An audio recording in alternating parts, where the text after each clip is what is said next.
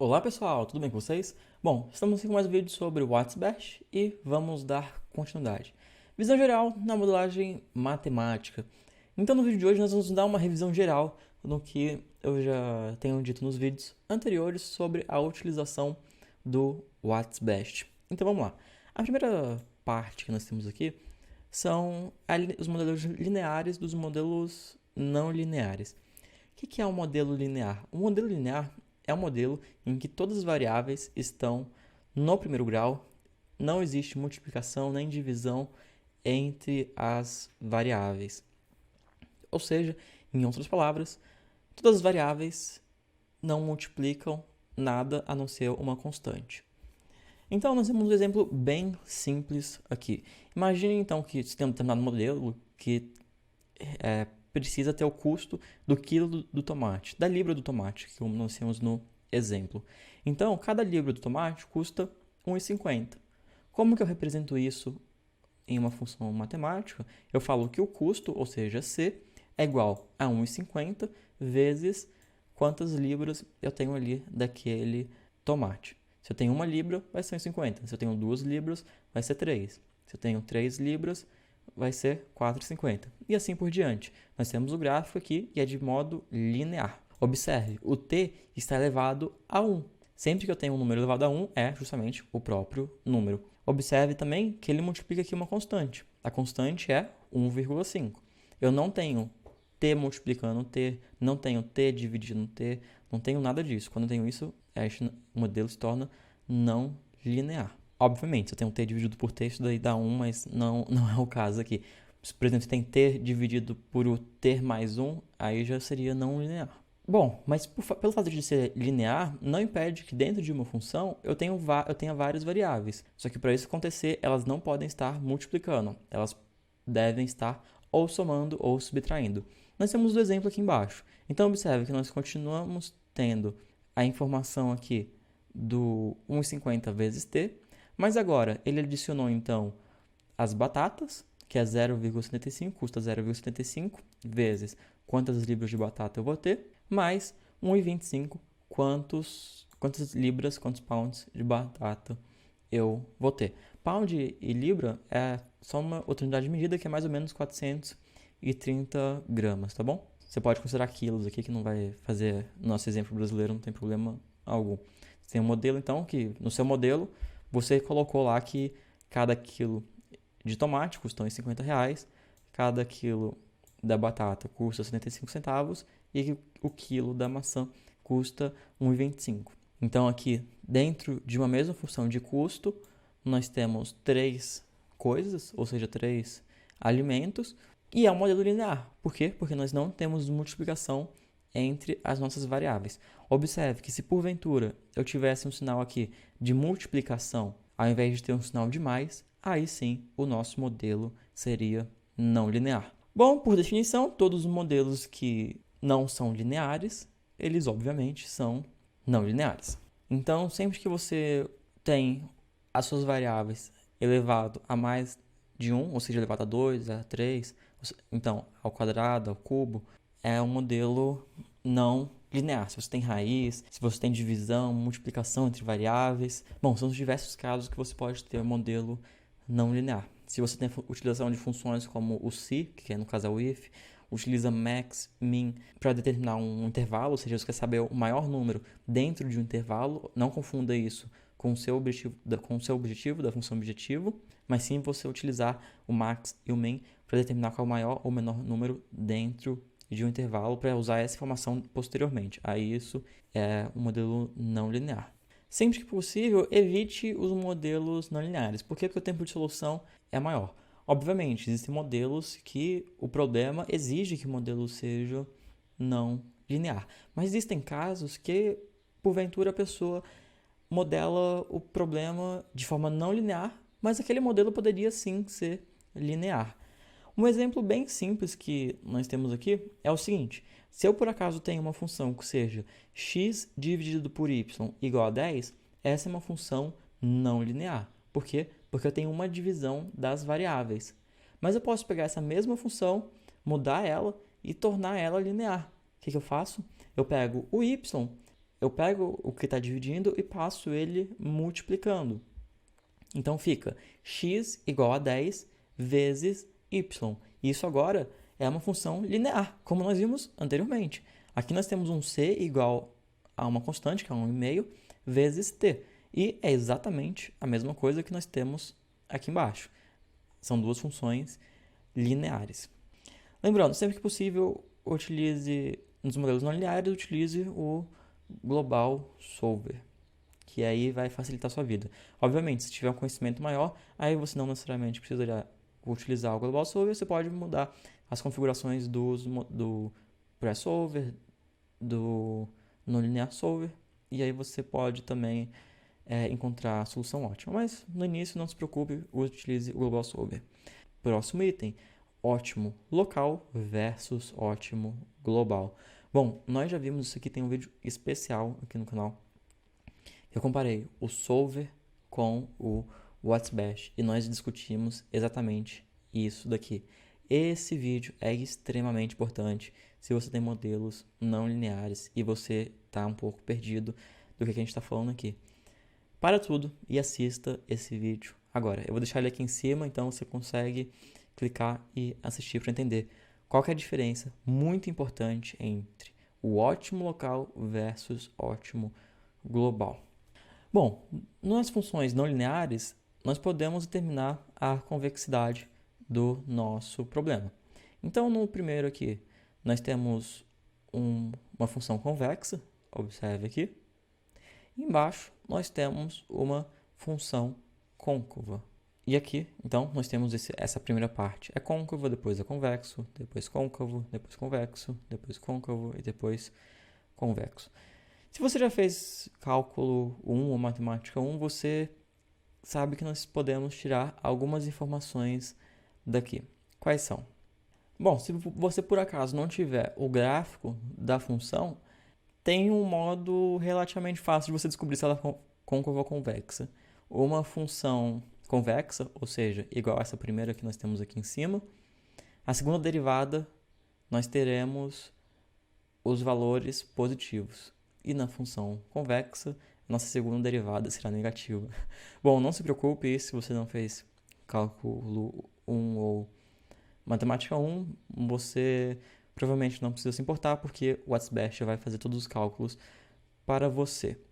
Nós temos aqui a, vamos dizer, suavidade das nossas funções. Observe que nós temos aqui o gráfico da função absoluto, ABS, ou seja, o módulo. O que é a função módulo? Ela retorna o valor que você colocou sempre com sinal positivo, ou seja, se for um número negativo, ele vai considerar que agora o número é positivo. Então, observe que os números negativos, ele retorna com os valores positivos, e os valores positivos, ele também retorna com os valores positivos. Ou seja, na função módulo, sempre você vai ter um número maior ou igual a zero. E nós temos um certo problema aqui. Por quê? Porque observe que aqui nessa primeira parte, a nossa função é relativamente... ela é linear, né? Não deixa de ser linear de 100 até o zero. Mas quando chega aqui no zero, ela simplesmente está vindo assim, está vindo e troca completamente o sentido que ela tem. Então, sempre que possível, evite ter funções aqui como essa. Como eu disse anteriormente, em alguns modelos isso não tem como evitar, mas mas evite quando possível. Nós temos outro exemplo aqui com a utilização do if. Então, se o A1 for maior do que zero, ele vai chamar a determinada função A1 elevado ao quadrado. Então, para valores maior do que zero, vai ser o A1 ao quadrado. Se o A1 for igual ou menor do que zero, aí ele vai ser A1 ao quadrado mais 100. Então, a única coisa que ele fez, ele deslocou para os valores menor ou igual a zero, o eixo y aqui, ele subiu 100. Então, o que nós temos aqui seria exatamente o que nós teríamos se não tivesse o 100 aqui. Ele simplesmente pegou o que estava ali embaixo e subiu em 100. Então, observe tanto que quando nós temos o valor de zero, ele vai retornar 100. Isso daqui é outro caso que você tem que evitar, porque existe uma quebra aqui. Obviamente, o WhatsBash é inteligente e ele consegue verificar isso. Mas, quanto mais funções não lineares desse tipo você tiver no seu modelo, mais tempo ele vai demorar para chegar numa solução ótima. Então, evite funções não suaves. Quando nós selecionamos o nosso modelo, nós temos o output, ou seja, nós temos a informação de saída. Nos modelos de otimização, nós podemos encontrar o ótimo global, o ótimo local, o ótimo condition e não linear models, então as condições ótimas dentro do nosso modelo não linear. E nós temos ainda o caso onde nós não encontramos uma solução. Nesse caso, nós temos 3 opções do que pode ter ocorrido. A primeira é o nosso modelo ser infeasible, ou seja, o WhatsBest simplesmente não encontrou nenhuma solução viável. E se o nosso modelo é linear, quer dizer que não existe uma solução viável para aquele modelo. E se o nosso modelo for não linear, aí existem 2 casos. O primeiro é realmente não existe uma solução para resolver o seu modelo, ou o segundo caso é que o WhatsBest não encontrou uma solução viável, ele não encontrou nenhuma solução para solucionar as restrições que você colocou no seu modelo. Então, quando acontecer isso, sempre revise suas restrições, porque provavelmente você deixou passar alguma coisa, você colocou alguma restrição impedindo que exista uma solução viável. O segundo caso são os casos unbounded nos modelos de maximização, está associado ao fato de você ter esquecido de colocar os limites superiores. Ou seja, no modelo de produção, imagine então que você esqueceu de colocar a sua disponibilidade de matéria-prima. E aí, o seu modelo está tendo como resposta produzir infinito. Mas produzir infinito não é possível porque nós temos que ter nossas restrições de disponibilidades. Nos modelos de minimização, normalmente você não encontra o erro, simplesmente encontra a resposta de zero, que seria não produzir. Então, nesse caso, você esqueceu de colocar níveis mínimos de produção, ou seja, o que você precisa atender. Você pode ter isso como, por exemplo, dentro de um modelo de transporte, quando você quer minimizar o custo. Se você esquecer de colocar que os produtos devem ser transportados, ele simplesmente vai definir, então, que você não transporte, não faça o transporte. Mas, obviamente, isso no mundo real não é uma solução possível. Retornar uma resposta zero e simplesmente não transportar nada. E por fim nós temos o numerical error, que quer dizer que você colocou uma função errada, tem um erro relacionado a numérico no seu modelo. E nós temos outro caso, ou seja, esses casos que eu disse agora são os casos dos modelos de otimização, mas nós temos os casos dos modelos que não são de otimização e nós queremos somente cumprir uma série de restrições, uma série ou pelo menos uma restrição. Então esses são os modelos de otimização. São os modelos que não possuem uma função objetivo.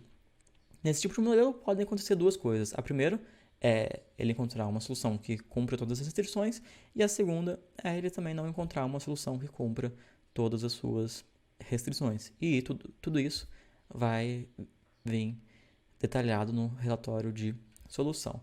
No final aqui nós temos um guia para modelar com WhatsBest. Na realidade, esse guia aqui seria um guia de boas práticas. Então, como eu disse anteriormente, sempre que possível, tenha o seu modelo na forma linear. Confira se você não deixou uma função que poderia ser linear na forma não linear. Quando você tem modelos que não são lineares, às vezes é interessante você mexer nas configurações que nós temos no global não linear, então nas configurações da resolução dos modelos não lineares, seja ele não linear, seja ele inteiro. Então, às vezes é interessante você se aprofundar mais e entender o que funciona lá cada uma daquelas opções, se o seu problema está demorando muito tempo para ser solucionado. Sempre confira mais de uma vez o seu modelo para ver se você não deixou passar. Às vezes é uma restrição de menor a igual, você colocou maior a igual, confira os valores, veja sempre o seu modelo. Uma coisa bem interessante quando você está modelando é o seguinte: pegue um problema real, pegue um caso que você já sabe a solução, um caso passado, por exemplo, e tenta replicar isso dentro do seu modelo. Então copia lá os valores que você tinha no caso real e coloque na sua no seu Excel para ver se você às vezes não colocou uma função errada, esqueceu de colocar um sinal de mais, um sinal de menos.